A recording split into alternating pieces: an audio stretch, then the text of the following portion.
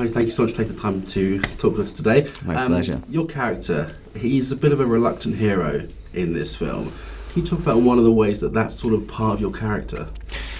Well, yeah, you know, Raleigh's journey in this film is pretty much like the classic hero's journey. You know, he's experienced a great tragedy, and you know, he basically gets an opportunity to go and find some redemption. But as the classic hero's journey demands, he refuses the call initially, and then gets convinced that this is his destiny and he must go and do it, and slowly but surely, you know, finds a little redemption through the course of the film. There's a really interesting scene on the beach, which I'm not going to give away, but like towards the start of the film, it's a very powerful visual scene in the film, and that's sort of key to your character, isn't it?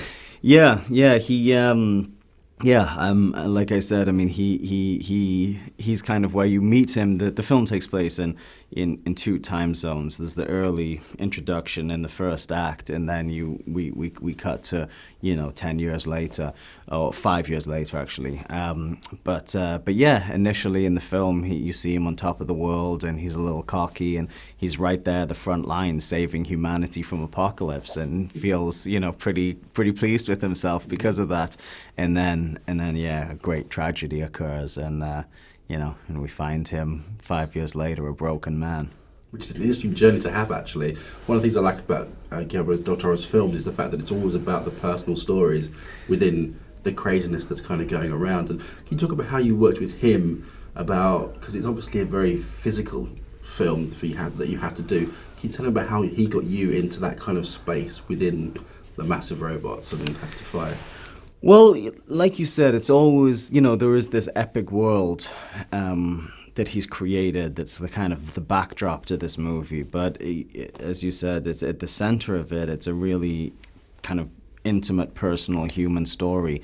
And so we would just talk a great deal about, you know, the emotional reality of where we were and what was going on, and then the physical aspect of it just required a lot of training. I mean, the film initially started with like a furious workout sequence where Raleigh was channeling all of his rage and anxiety and angst into you know, exercise.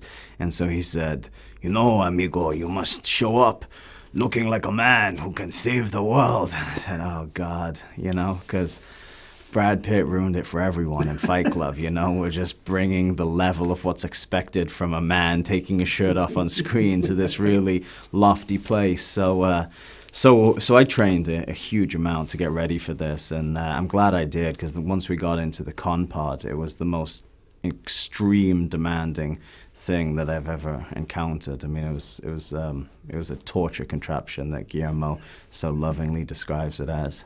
So no pressure at all. Save the world in this torture contraption. No, but you know, it was great in a way. I mean, because I spent a lot of time in this compound, and it would have required some really big acting had it not been so brutal, because, you know, to sustain being in so much pain and turmoil whilst, you know, like, and basically fighting for my life for such a long period of time would have required a lot of work. But actually, he just created a situation where I was truly fighting for my life. So, you know, at least it cut down on the amount of acting required. I believe you're working with him again, aren't you? Yeah. It's, you know, it's kind of a dream come true. I always, you know, looked at directors that had these, I mean, actors that had these wonderful, long-standing collaborations with directors with a certain degree of envy, and you know, and always kind of dreamed of having that type of long-standing collaboration. And so what can you tell us about the film? It's Crimson Peak, isn't it? Yeah, it's Crimson Peak, and it's you know,